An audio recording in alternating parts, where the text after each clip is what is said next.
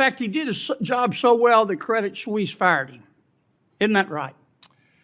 Senator, I wasn't a part of those decisions. Are you saying he did a bad job?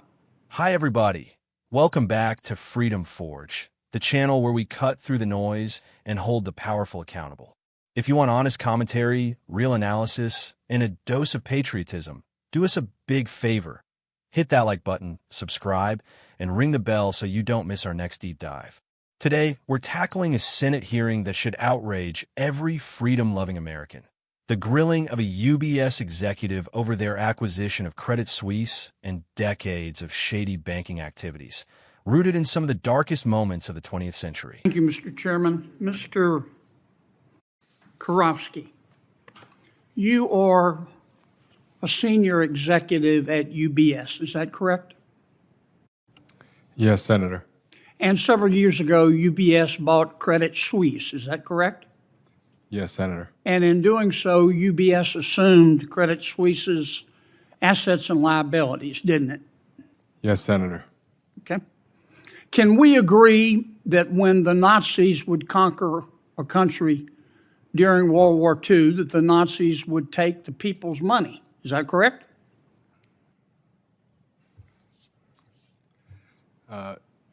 I'm not sure what you mean by that, Senator. Sure you know what I mean. They took people's money, didn't they? Yes, Senator. And that includes the money of Jewish people, is that correct? Yes, Senator. And the Nazis not only took their money, they took the hair from Jewish people and their teeth and sold them, didn't they? Yes, Senator. And they took the Jewish people's labor, didn't they? Yes, Senator. And ultimately the Nazis took the lives of many Jewish people, didn't they? They did, Senator. And the Nazis took all this money and put some of it in Credit Suisse Bank, didn't they? They did, Senator. Why did Credit Suisse take this money? Thank you for that question, Senator. UBS and Credit Suisse's conduct, behavior during World War II was terrible and shameful. Why did Credit Suisse take this money? They took the money to presumably profit from it at that time. Yeah, Credit Suisse took the money because they wanted to make money off of it, right? It seems so, Senator. And not only did Credit Suisse take this money, but Credit Suisse also helped many of their customers, Nazis, actually escape after Germany lost the war. Isn't that true? Through the rat lines, yes, Senator. Rat lines. They call them rat lines. Now, some in the Jewish community pointed this out to Credit Suisse. And Credit Suisse decided to hire Mr. Borofsky. Is that right? Yes, Senator. And Mr. Borofsky did his job, didn't he? He has, Senator. And in fact, he did his job so well that Credit Suisse fired him. Isn't that right? Senator, I wasn't a part of those decisions. Are you saying he did a bad job? We are grateful for rehiring Mr. Borofsky, and he has done tremendous work. Come on, Mr. Borofsky. Let's be honest here. You're under oath. They fired Mr. Borofsky, they meaning Credit Suisse, which you now own, because he was doing his job, didn't they? I wasn't part of Credit Suisse at the time, Senator, so I am unaware. Do you believe in the tooth fairy? I do not anymore. Do you believe in the Easter Bunny? Not anymore, Senator. Do you believe that Jimmy Hoffa died of natural causes? I don't have a comment on that, Of course Senator. they fired him because he was doing his job. And then UBS bought Credit Suisse, and UBS, kudos to you, you rehired Mr. Borofsky. Is that right? We did. And he's rocking along doing his job. Only he gets too close again. And UBS has decided to take some of the relevant documents, this is pretty slick, actually, and give these documents to its lawyer and claim attorney-client privilege. Isn't that right?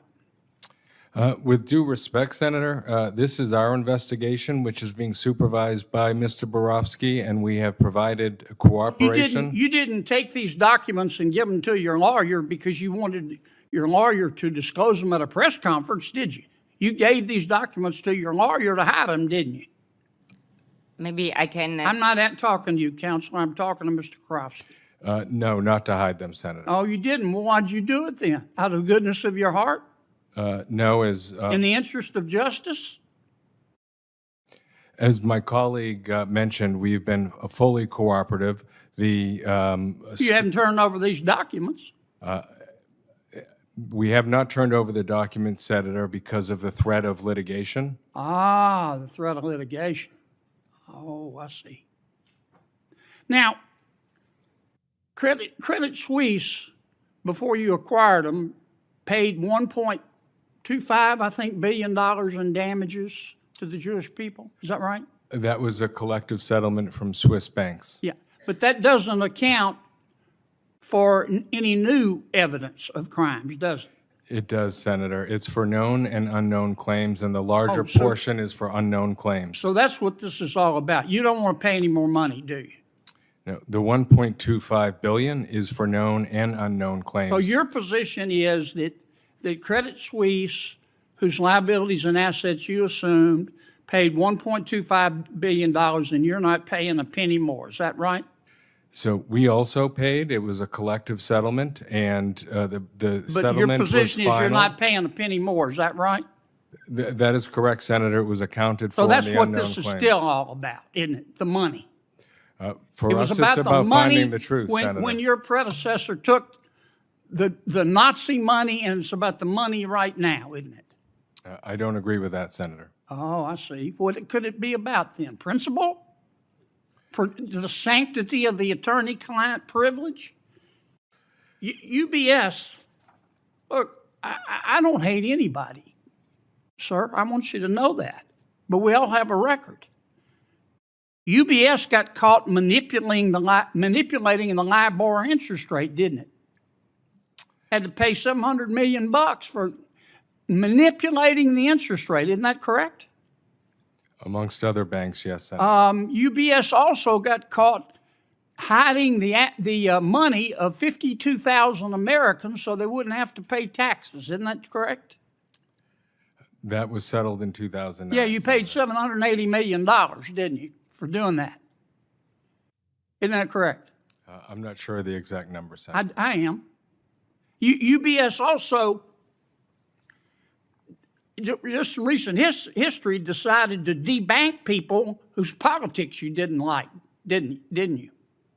No, Senator. UBS said we're not going to do business with firearm-related companies or oil and gas companies and coal miners and crypto financiers, didn't you?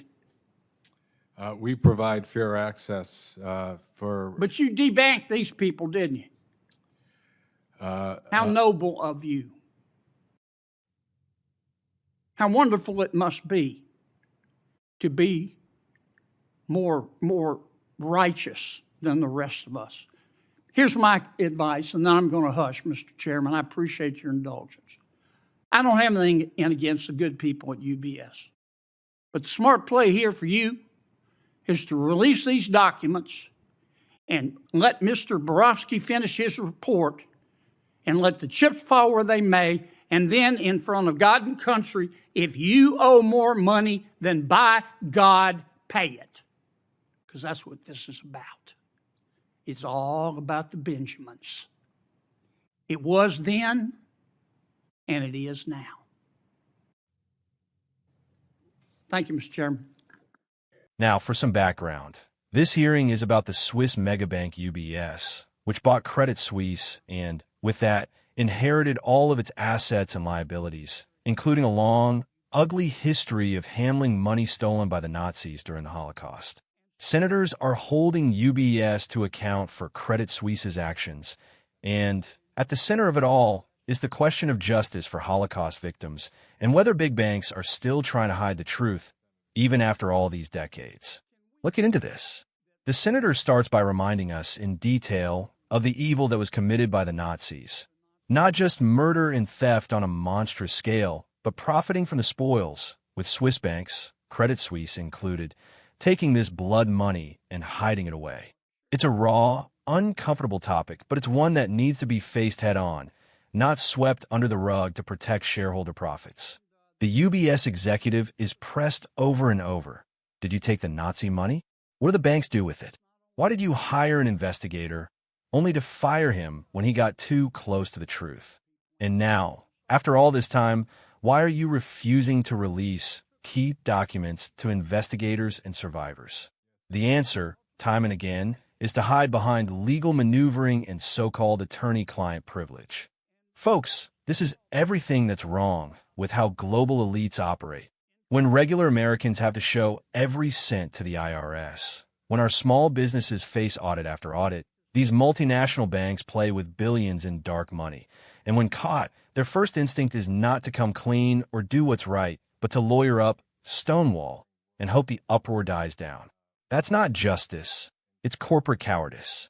Let's not forget what these banks have already been caught doing. UBS had to pay hundreds of millions of dollars in fines for manipulating interest rates, essentially cheating the system at the expense of every saver and homeowner in the country. They hid the wealth of thousands of Americans to shield it from taxation, hundreds of millions of dollars, again, while patriotic Americans work, pay taxes, and build this country. It's rules for thee and not for me, every single time.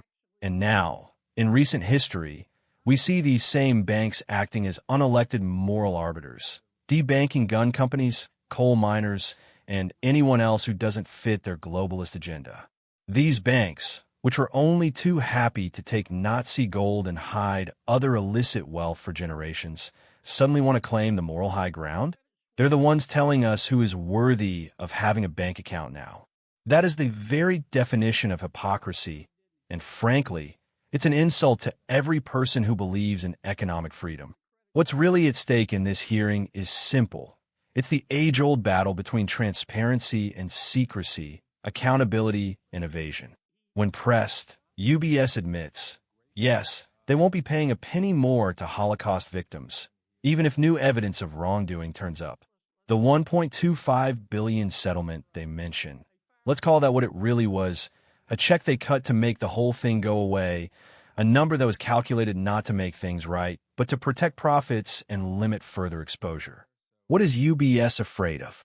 Why not turn over the documents, let the truth come out, and pay restitution if new crimes or victims are uncovered? The answer, unfortunately, is as old as time. They care more about money than justice. To them, it's all about the Benjamins, as the senator bluntly put it.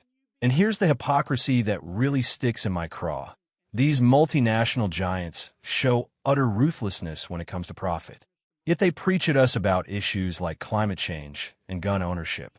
They cancel customers whose businesses they don't like, declare themselves holier than thou, but when real accountability knocks, they run behind legal privilege and high-priced lawyers.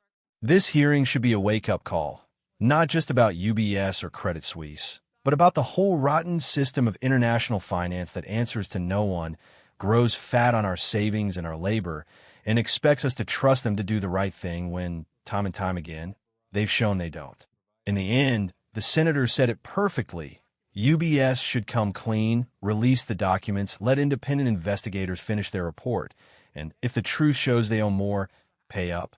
That's not just about justice for the Holocaust victims. It's about showing the world that Western law and Western values mean something even when it's uncomfortable and expensive. As patriots, we have to demand more. Demand transparency. Demand that banks serve all Americans, not just the special interests and global elites. If regular citizens have to face the law, so should the billionaires and their institutions. That is the American way. So what do you think? Should these banks finally open up the books and do what's right? Or will we keep seeing the same games played, decade after decade? Let us know your opinion in the comments. If you support real accountability, if you're tired of the powerful hiding behind privilege and technicalities, hit that like button, subscribe, and share this video. The only way things change is when the people speak up. Thanks for watching Freedom Forge, where we believe in truth, justice, and the American way. See you next time.